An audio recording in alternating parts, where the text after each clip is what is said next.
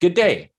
We've got CEO Jason Hein of Telescope Innovations joining us today. Telescope is a robotics and artificial intelligence company targeting the pharmaceuticals and chemical industries with tools and research services. It's Tuesday, July the 18th, and I'm Martin Gago with Market Radius Research. Please remember this is neither recommendation or investment advice. We're here to learn about the company. Jason, I'm very excited to have you join us today. Yours is a very science-heavy company, and while I find that personally very fascinating, I do find that companies like this do create outsized opportunities as well for investors. I'm looking forward to hearing the Telescope story. So, Jason, please introduce yourself and tell us what you're up to at Telescope. Yeah, thank you so much. Again, really happy to have the opportunity to talk today. So I am a duly listed as a associate professor of chemistry at the University of British Columbia. And it's actually through that research lens that led us to start our startup, which is Telescope Innovations. The way that these kind of two ecosystems work is the kind of proof of concept, really early type research we do at UBC. We have the ability to sort of vend some of those tools and technologies into Telescope to become sort of the real go forward and market driven sort of perspective. This is how we interact with industry on a business sort of sense outside of the academic R&D. So my background, I am a process chemist. What that just means is I'm interested in any question that has to do with scale up, manufacture, or creation of materials. So I'm a chemist that makes things and really focused on this question around how do we go from an early discovery to something that becomes a commercial technology. And that covers everything from pharmaceuticals that are going to go lead into kind of early clinical trials, but it also covers things like novel technologies for batteries or anything in the energy materials space. So what I'll take you through today is, yeah, please. Sorry. So, and that doesn't, like, whenever I talk to, I know a few chemists, and they often define themselves, you're either an organic or inorganic chemist, but you're kind of neither. You would work in either realms? I'm very heavy in the organic space. Organometallic is probably my core part, but really it stretches beyond that. So it's at that point where my job is synthesis. It's making something from something else. So it's material and manufacturing is where I'm strongest. I will say that my specialty is in that sort of organic chemistry or small molecule organic.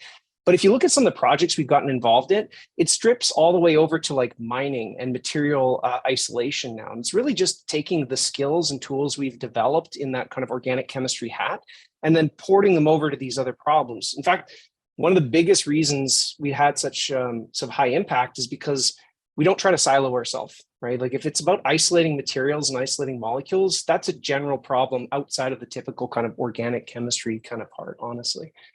All right. So yeah, as Martin mentioned, I'm really going to take you through some stuff today, and this is not meant to be investment advice. The mission that we really trying to change with our company is focused on this idea of compressing R&D timelines. I've been involved in the chemistry manufacturing space for my entire career, so about 20 or 23 years. And really, the way I like to say it is my grad school. I entered grad school because I was going to cure cancer. That's why I became a graduate student. I left grad school being able to do one simple bench operation well, and everything else that goes into that R&D timeline is just too much work for one person. This is why we see things like a new battery technology takes 15 years before it's something that the world can see. So the focus we tried to do is to figure out how do we go from idea to innovation really, really quickly. And we do that using AI, robotics, and tools and skills that we've built over the last sort of 15 years in this space. Who we are. So there's myself, as we mentioned, our board of scientists shown here. One of the key people that is our advisor is Dr. Barry Sharpless. He was actually my postdoc advisor and is actually one of the only people on the planet that's ever won a two-time winner in Nobel Prize in chemistry. He's only the only living person doing that right now. So I draw a lot of inspiration from him. He's the one that sort of mentored me and carried me through this, and he's been a phenomenal advisor to the company. We have Jeff Sherman, who's our COO. He has a background in commercialization. He's led a number of different small instrument companies and really came from this space of innovative technology. Paloma, Shad, and Lars are all three of my trainees. So in fact, what you'll see is my company has been built out by the people that we've trained originally at UBC and have transitioned now to the fully business role. Again, the kind of goal behind all of this is to work in this kind of innovative space at this kind of cross-disciplinary point, and not a lot of people come trained that way. That's why we've sort of been growing it out of our lab. On our board of directors, we're sort of bookended by Andy Robinson and Rob Mintak.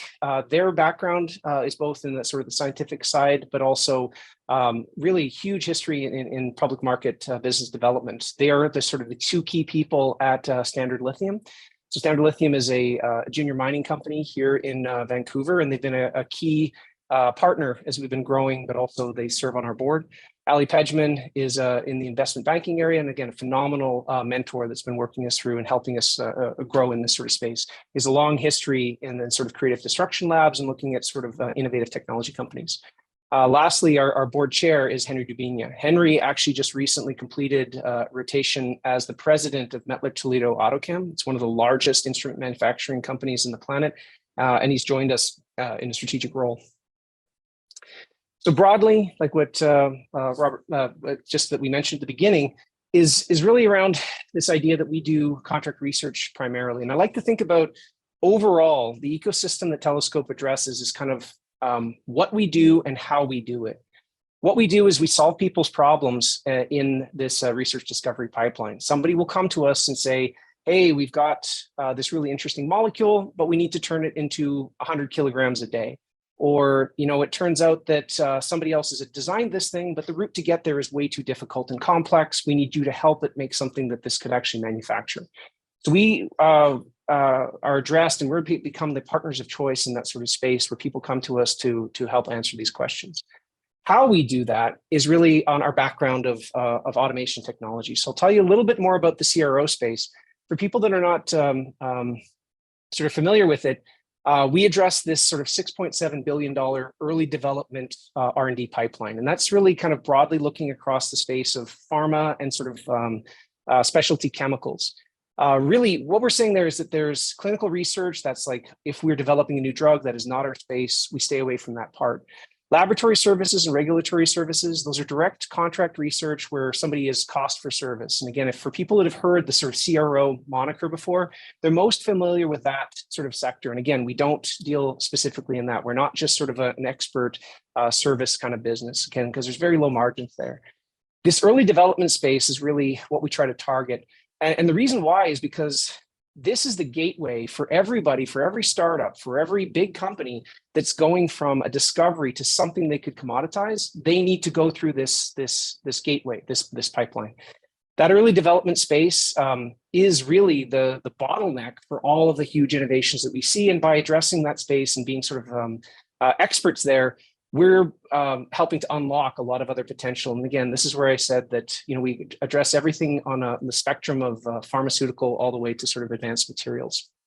Jason, sorry. Yes. Going back to the prior slide, you're in early development. Let's say you're working with a drug company or Standard Lithium there. You're in the early stages, but as they scaling, as you alluded to, is such a what works on the bench may not work or may not work practically at the factory level. If you start working with someone on an early stage, could you end up working with them through the actual commercialization process to optimize those processes as they go up, or once they get to a certain stage, you pass that off to someone else? No, absolutely. I think that the differentiation is we do the sort of, think of it as the scoping or discovery part of that early discovery or that early development part. So let's say a partner like a pharma company comes to us and helps, and we do the discovery that says, look, here's how you might be able to scale up or otherwise address this issue that you've run into.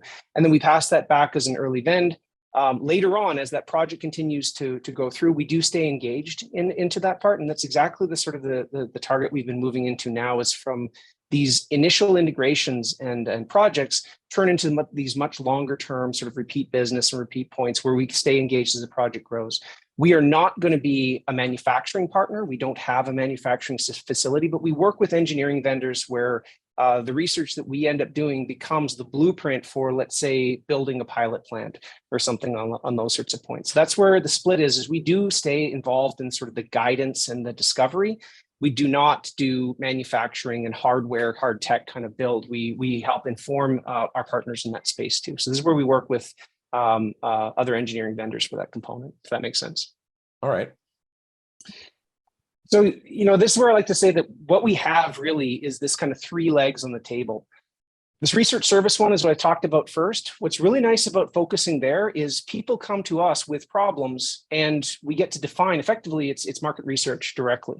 We have people coming to us and saying, this is the key issue, which is unlocking a whole other market. We don't have to go and sort of directly put that. And we're also not trying to make our case around it. Somebody has come to us and said, this is what the market needs. With that research service component, the contracts that we end up doing, we target only projects where we end up retaining IP around whatever that solution is. So where we may vend back the solution, we hold on to the core IP for any arising technology that develops. So again, as an example, let's say we work with a pharmaceutical company. We may provide back information on a manufacturing process, but as we did that, we developed a new tool to help us solve that problem. We own the IP on that tool, and that goes into the top one I'm showing here, this automation products. It's really the kit that we have, the AI and robotics that we have in-house that makes us really, really different. I like to sort of describe it in the kind of the Avenger term of we have sort of the Tony Stark suit of armor for our researchers. It's having these tools and stuff available means that one person can do the work of many, many normal scientists. And because of that, we can work on projects faster, we can work on them 24/7. But in itself, the tools that we're building in that space become a product line. So, and I'll tell you a little bit more about that in the future. We've actually completed that part where contract research has led to the development of a new automation product, which is becoming a revenue stream. The final point too, as I mentioned, is our IP and licensing. As we begin to build this core IP that we retain, there's a possibility as it begins to scale that we start entering into either M&A or licensing activities to actually vend that out, and that becomes a passive income stream as we grow. We don't have any that's working currently in that, but we begin to build our IP pipeline right now. So we have a pretty good stable of tools that are coming through. Sorry, I'm going to get you a step back again, just to sort of simplify it. So you get a research project to solve someone's chemical process problem. You then create some tools as you're solving that problem, but you get to keep that tool and kind of that underlying knowledge base, which then goes into your automation products, and then you could eventually even license that out. So you're getting paid to kind of develop, you build out your own knowledge base that you can then further leverage down the road. Yeah, absolutely. It's exactly that part where somebody tells us this is the real pain point for the entire industry. We not only solve that problem stream, but we come up with a better tool. And then we can offer that tool back to the industry by saying, look, if you guys want to address this in the future, we can become the supplier of choice for the automation. So you can be as cool as us. You could do the R&D the way that we do it if you need to. So it allows people to inboard some of our technology as we grow. All right. It just that diversification just means that we've got a really, really wide strike zone for the types of problems that we can deal with. And it means that we can be, again, as you'll see in sort of our revenue and growth, in only about 2 years, we've actually crossed over the break-even point in our operations. So we are now at a point where we are not in burn mode. We are actually slightly above our profit tick. So I'm just trying to express here of sort of the diversity of strategic partners we have. So on one end, it's the instrument companies. These are the people that engage directly with the tools that we build. On the other end, it's everything from engineering and government academics. So this is where just recently we've actually secured some funding in the Strategic Minerals Call in Canada from what's called the MICA grant. So it's because we have this kind of wide different suite of buckets. We have a lot of different players that are coming to us. It just means we're not reliant on any one sector as, for example, as if the pharmaceutical industry is currently in a bit of a decline, we have a much broader sort of suite of companies to partner with. So we're not hinged or otherwise tied directly to any one. So to give you a couple examples in the sort of the research services space, again, this is where somebody will come to us with a problem. And from that one, we sort of have our differentiators for changing. So this is just a quick example of how this part is kind of worked through. We have a good stable of tools and technologies we've built out. And again, this covers everything from pharmaceutical R&D partners, new battery refinement, and carbon utilization conditions. And really, this is because of, again, the robotics and AI that we built out. And it really has a genesis in my lab at UBC. As one particular highlight, Pfizer came to us and asked for a 4-month proof of concept, really entertaining the question around how might the lab of the future, which is actually a hybrid space, if you have, let's say, a need for a rapid expansion and you only have land, let's say in the Midwest of the US, how do you build a new facility that is one part person occupied and very heavily automated? So we actually ended up building a new accelerated workflow for them as a proof of concept of what this kind of hybrid workspace could look like. This was a first sort of 4-month proof of concept project, which has now led to a large suite of repeat business. And then later on in the deck, I'll show you sort of the timeline of where we sign these contracts. The most important thing with something like this is you take a very, very huge global pharma partner that, because of our reputation and our ability to deliver on a project like this, we've had the opportunity, even a very junior company, to go back and work with them repeatedly. So this has actually led to a number of repeat projects that we've kind of come through on. The second one is, again, really our tight integration with Standard Lithium. Originally, some of the work I ended up doing turned into a novel crystallization process. This is how Standard actually uses and their Arkansas site to isolate lithium carbonate from the groundwater brines.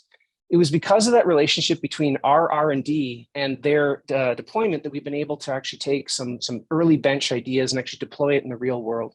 It's been a great synergistic relationship because Telescope gets to be nimble, rapidly pivot towards their needing designs, and they can actually deploy our results in the field at their sites in Arkansas and Southern Texas right now. So it's having that sort of that part that allows both companies to grow quickly.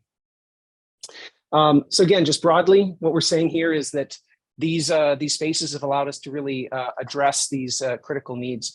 And especially in the space of sort of something like pharmaceutical development, there's a huge, the way that the drug pipeline kind of works is, after discovery, you're only at the very beginning. Once you've designed and said, here is a molecule that might have clinical efficacy, you have 5, 6, 7 years of R&D behind how do you manufacture it, how do you do it safely, and how do you actually move forward with this material into something that could actually end up in a patient.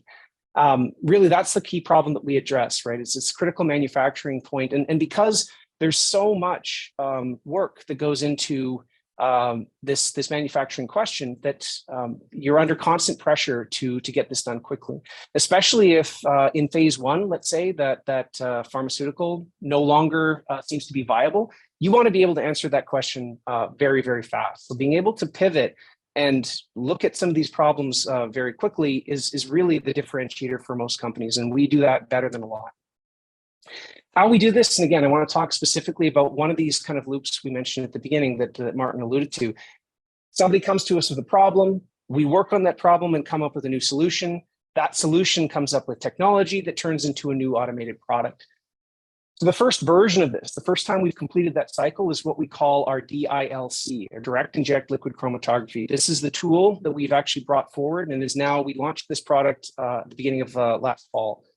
So this is a case where people came to us and said, here is a missing need in the market. Please, we wish this was addressed. We built this tool so we could do our R&D better, but we've actually evolved the tool now through full CSA approval. It's now been completed as a scheduled product, and we actually begin to build out a distribution hub around this. So the company, Telescope, manufactures these. We go and actually can sell and support them. And we've actually done installations at several major pharmaceutical points. And again, the thing I want to underline is this was not something we came up with. This is something that pharma told us it has to exist. So please, could you help meet that need? At right now, these are our sort of our global installations through North America and Europe. We've got, in fact, one of our biggest problems right now is demand is exceeding our supply at the moment. So we're beginning to scale out that part to sort of meet that. But we offer this as a direct installation of a product, and we've already begun to have these components at all of the largest pharmaceutical companies globally. And they're buying it to run testing in their own labs as they're developing drugs and chemicals Exactly. and whatever else. Exactly. To kind of give you a perspective of what this thing is, it's kind of like GPS. So if you imagine how people would do manufacturing before, there's kind of this point of like, you read a recipe, which is kind of like reading a sequence of steps on a map. Okay, I'll go down this road, I turn left, and I should be at my target.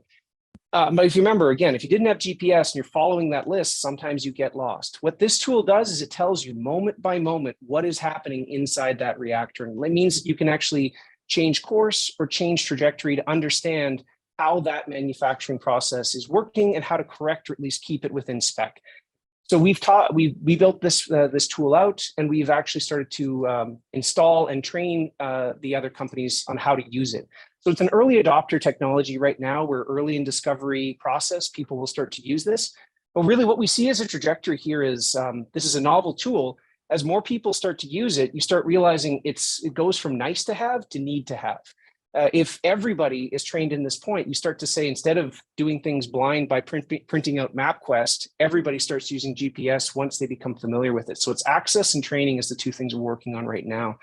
The really cool thing about this space, though, is, and this is something we've seen as a blueprint for other kinds of enabling tech, it starts off in this kind of very early adopter kind of phase, but as you start to do FDA filings, regulatory filings that show reactions with this data, FDA will come around and say, okay, no, we actually want to see that information for all of your filings in the future. So it moves from not nice to have to must have. And as soon as that starts happening, you not only see the largest pharmaceutical companies using it, you see all suppliers of the pharmaceutical companies saying that this has to be a technology that they onboard as well. So it becomes that large growth component where we change how manufacturing is being done. I presume there are a bunch of patents associated with that, as well as other intellectual property. So you've got some moats around that your product. Exactly. And again, the way that we typically do it, especially for these hardware points, is a lot of trade secret and know-how. The patent space around this is a little bit tricky just because it ends up being, and this is historical sort of the hardware sort of design point. It's far better to protect this as a trade secret or institutional know-how component. We have that part built out around this as well too. Could you give us a ballpark? What does one of those machines sell for? If you can't give an exact price, ballpark? Yeah, ballpark, again, it's around that sort of $100,000 kind of a range. Okay. And again, that swings a little bit depending on some custom integrations are going to be a little bit higher, some multiple sales or something is going to be a little bit lower, but that's sort of a point. And to give you a volume perspective too, we're kind of projecting about 15 installations this year with a ramp of sort of doubling as we kind of go forward at that point too. Really, though, this is where it comes to the market space. This tool addresses around the sort of breakdown by technique of this part, this kind of $500 million, like $500 million kind of space alone. So the DILC tool is saying that for everybody who does this kind of technology development, there's about $500 million of work that's being done in this space that our tool could plug into. So it's a very, very large part. It's almost a quarter of the entire sort of analytical development space that happens in global R&D. What's really cool, though, is the tool we've designed it for this one version of GPS. But by changing it, using the core underlying tool technology, we can build a series of other orthogonal pieces of product that now start to address the food and drug space, the energy materials space, the sort of fine chemical manufacturing, the mining kind of space. So that's where we're saying this other kind of $1.2 billion of other addressable markets. Those are future products that we're starting to work on right now that are based on the knowledge and know-how that we have around DILC. So that gives us almost a strike zone of about 3/4 of the entire sort of analytical R&D sort of pie is what we're trying to target longer term.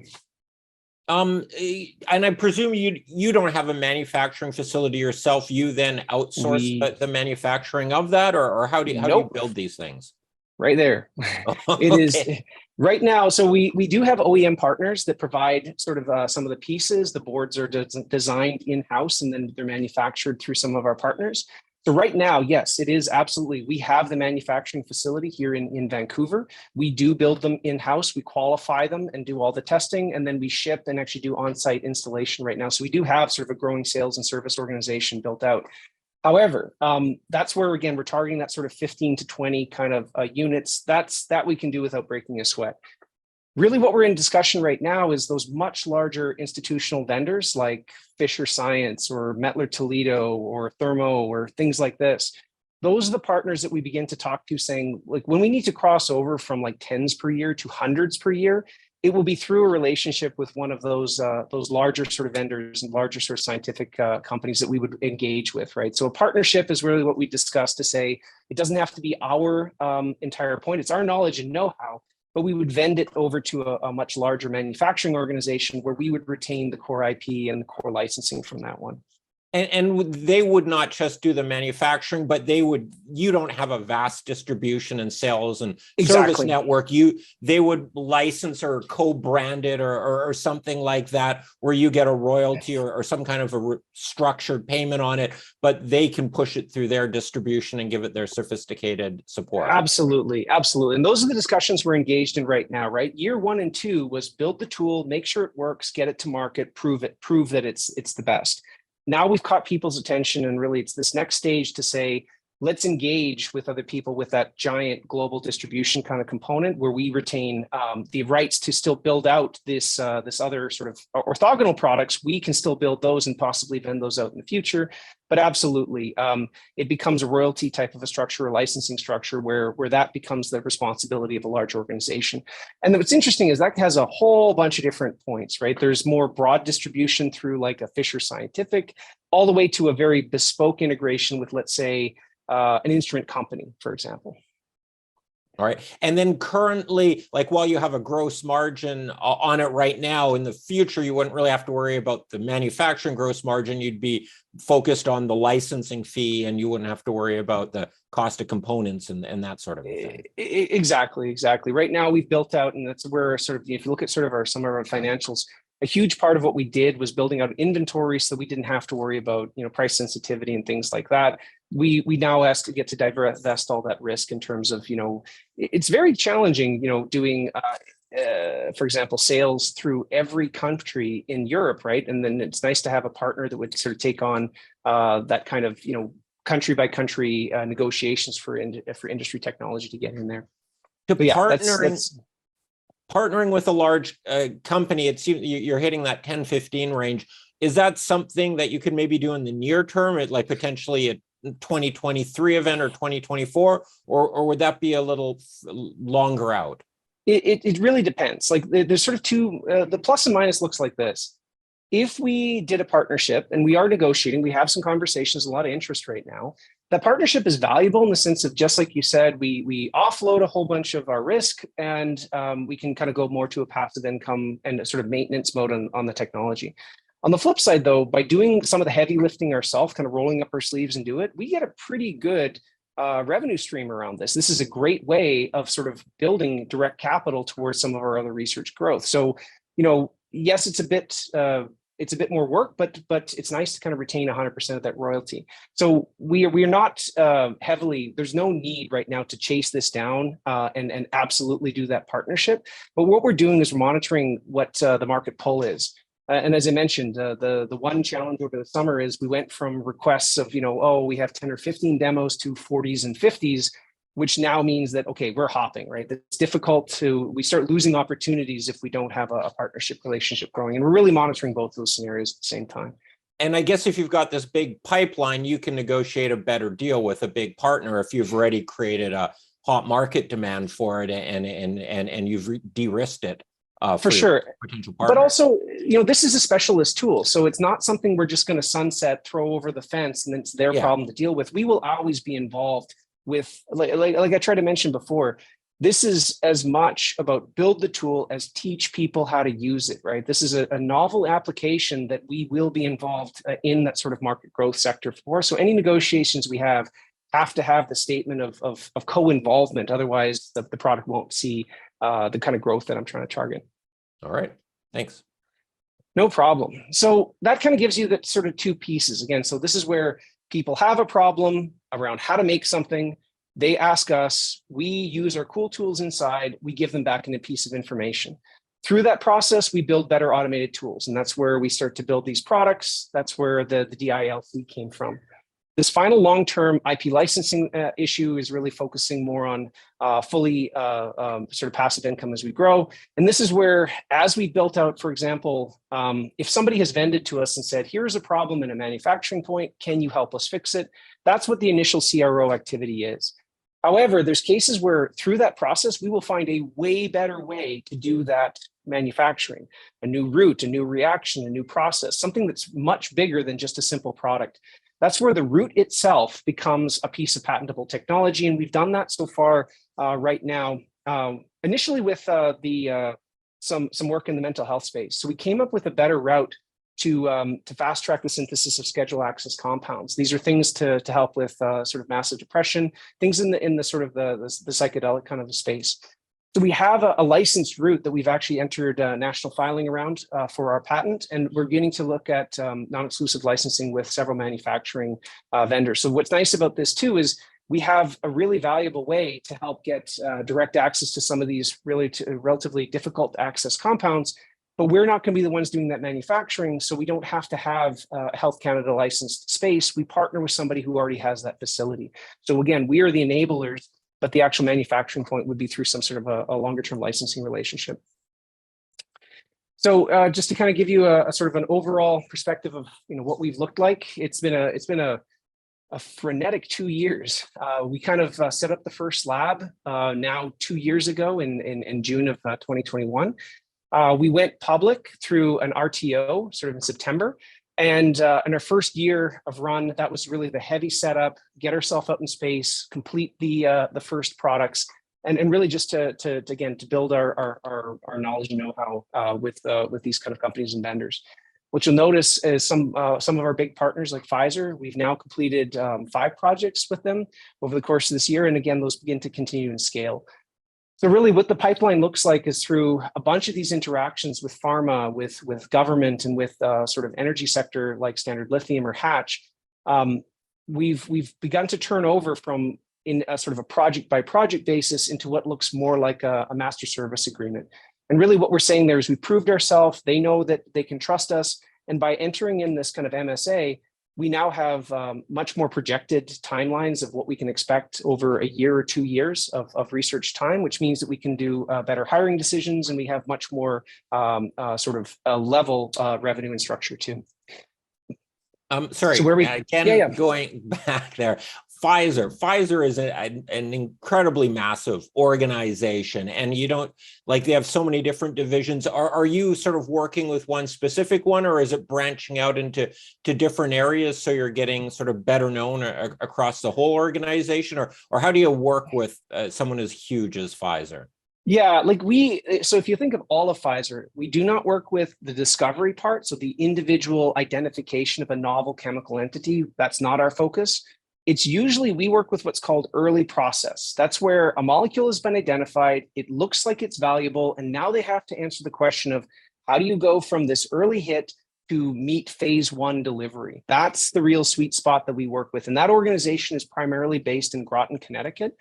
So we work very heavily with the team out of there. However, because we have these two sides, right? Chemical delivery, but also the automation and tools, that enabling technology piece is a much more global point. So this is where we were actually just visiting the sites through Ireland, and we do work quite closely with some of the sites in the UK as well too. So it's beginning to sort of expand in terms of as people start to see some of these tools come online, you start to see people designing and actually thinking of projects falling on from those early ones too. All right. So the sort of overall sort of how we look, we're about a 60 million fully diluted share kind of position. We are not going to the market for a raise. We are actually hoping that, just to make people aware of what we're doing. And in fact, you can see that based on the history of the company out in the space. We went public because that's where we had the ability to draw our initial startup capital. And again, having people like Andy and Robert from the public market space, we had really good guides to tell us how to sort of begin to navigate this point. Our focus was really deliver on this mission of this kind of research organization that both serves the community, but builds these innovative tools as part of it. And really, that's when the last 2 years has been sort of focused on. And we're only now beginning to engage and just tell people like, guys, look, we did what we came for. We know we're very good at this space, and we prove it based on our quarterly statements. So I'm very happy to say through the last couple of press releases, we've been able to turn over from our core kind of startup phase, and we've actually in the last couple quarters delivered profitable growth. as we've sort of gone through. So we are showing a very strong revenue position as we continue through this. And that's what we're targeting for the next 4 quarters as well.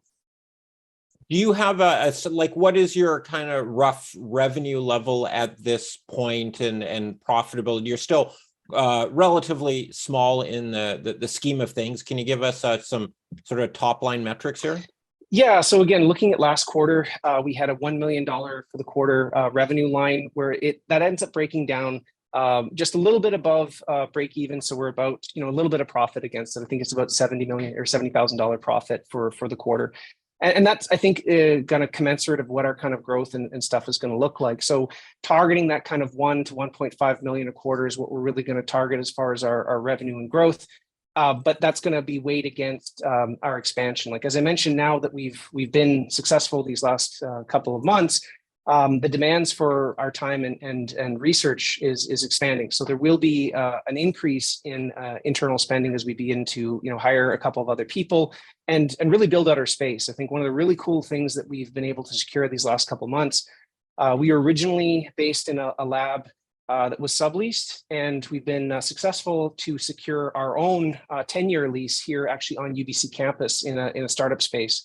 This is a 7,000 square foot, just absolutely phenomenal space. And for people that aren't familiar with the scientific real estate game in Vancouver, it's almost worse than the actual real estate game in Vancouver.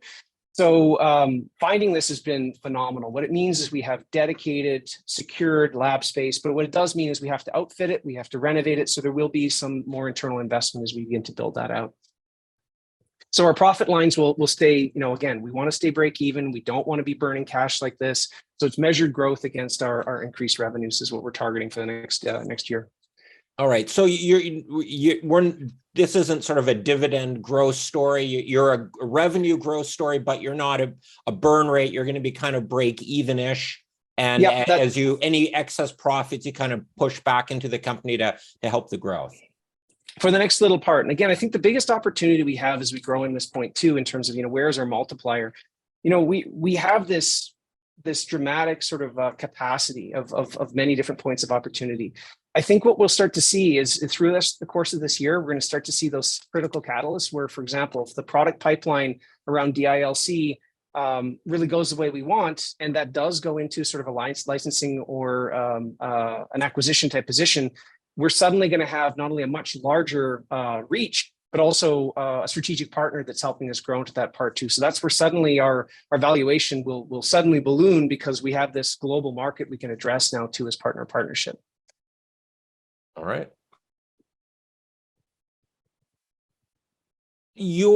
As you're growing, what does your sales and business development process and team look like? Is it kind of word of mouth or at scientific conferences, or do you have a couple of sales guys out there, biz dev guys, shaking the trees? A couple of all. So first of all, reputationally, again, we have a pretty strong standpoint in the community. So this is where, switching back to my hat at the University of British Columbia, one of the interesting things we have is I'm actually part of what's called the Acceleration Consortium. This is was recently funded at a level of $200 million for the next 7 years. So this is my academic collaboration, but really what this was a huge governmental focus to grow this general area of AI robotics for material innovation. So with that point, what we're seeing is a global acceleration around how does the kind of research we do happen every single day. It's because of our connection between that academic space that global partnerships know about what we're doing here in Telescope. So there's quite a bit of visibility that we gain off of that as well. But in terms of the direct sales of things like our either the CRO activity or the product installations, we do have a couple people in business development out in the field. And in fact, Shad Gruner is one of our absolute heroes. He's currently, I think, coming off of 3 weeks rotating through Europe, through New Jersey, back to Europe again. So he's out there right now doing all of the direct customer-facing sort of interactions and displays of what the technology can do. All right. I think that's the other piece too I want to emphasize. Our two critical people, Jeff Sherman, our COO, and our board chair, Henry Davinia, both of them come from the space of an early adopter instrument technology company they became key people in Mettler Toledo all the way to, as I mentioned, Henry was the president of Mettler Toledo AutoChem. So he understands this space very, very, very effectively. It's using guidance and mentorship from him that allows us to look at how do we grow our sales and marketing organization, how do we partner where we need to, and what do we do internally for best value. All right. In the coming 6 to 12 months, what sort of news should investors be looking to hear from you? Not specifics, but like contract wins, maybe launching of your or expanded distribution of your hardware. What types of things to keep our eyes open for? I think 3 big things. So as I mentioned, number one, we're in this kind of inflection point for our DILC product, and there's quite a few conversations going on now of what that future looks like. And really, I can imagine it splitting to kind of 3 different buckets. One is a heavy investment by a strategic, so we grow ourselves to become that dominant force. 2 is a partnership deal where we have a co-development type point, or the 3rd is the full-on possible M&A where that product is now heavily done in external and we become invested as the scientific support package there. So that product will light off in one of those different points where we begin to scale because demand is coming. On the CRO space, we've got 2 really, really heavy ones. So one, as I mentioned before, is this MICA grant. Canada right now is pivoting very heavily to look at how the strategic and critical minerals focus is, right? This is basically in response to the growing electrification and EV type point. And there's a huge untapped potential here. The work that we've done so far with Standard Lithium is sort of our proof of concept, but then expanding that out to other battery developers and other people in the space is really what we're starting to focus on now. Having the governmental grants as being sort of chosen at this early stage as the partners is really, really helpful. So that connects us to the broader ecosystem of material development, both all the way through North America. And will set us up for things like interactions with DoD and things like that as well. The 3rd one around our sort of pharmaceutical interactions, there's a couple of strategic partners that, that we've worked with them on one-off type components, but in order for, them to hand us those larger contracts, that's where master service type agreements is really what we're negotiating right now. We're being careful there because if we sign too many of those, that's overpromise, underdeliver, and we're trying to stay away from that point in terms of, we don't need to grow that fast. So really what we're trying to focus on is find the right strategic partner where a pipeline of products or projects can always be coming into us, but we're not overburdened by having these kind of very lumpy revenues where lots of projects come in and then we have to scale. And then, okay, now we have a fallow period where we're looking again. We're trying to make sure that that's a steady revenue type growth is what we're targeting. And just for clarification on that, you would, let's say, do a master service agreement with a big pharmaceutical and where you have sort of an understanding at the corporate level, this is how we work. And then different arms of the company can sort of phone you up and say, hey, we need a project here. And you don't have to go through the whole negotiation in that. You're just sort of a research partner and they know they know how to call you and get you working on stuff. Exactly. We become sort of a dedicated subdivision of that company, right? So we're an autonomous organization where we know what we do best. But for anybody who's interacted here, there's actually quite a long vetting process to even do business with some of these global national components. So to even compete for some of these CRO, CDMO kind of contracts, you need to be part of a network organization. Because remember, at the end of the day, not only do they have very tight guidelines around FDA access, but they need to know that when they do have one of these partnerships, you will deliver, right? So we've been growing in that capacity.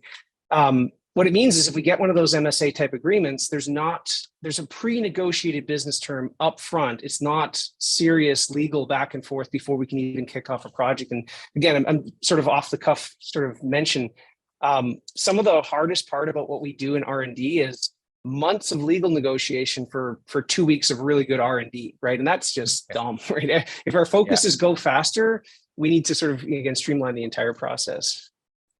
Okay, that makes a ton of sense. Jason, we've covered a lot of ground here. I think we've hit the main points. Before we wrap it up here, is there anything you'd like to highlight or anything we missed? Because this has been great. No, again, I just really appreciate people sticking with us. I know that I am a science geek. I'm a lab geek on this point. So I really, really enjoy this space. I just encourage anybody, if you have questions and stuff, please reach out, right? I know we have a multifaceted and a lot of different pieces going on. But if there's anybody who'd like to drill down more on any one of our components, we're always available. Happy to share. Jason, thank you very much. I really appreciate it. That was a fascinating conversation, and I'm looking forward to getting you back here as business expands and things continue growing. Yeah, appreciate it. Thanks for having us.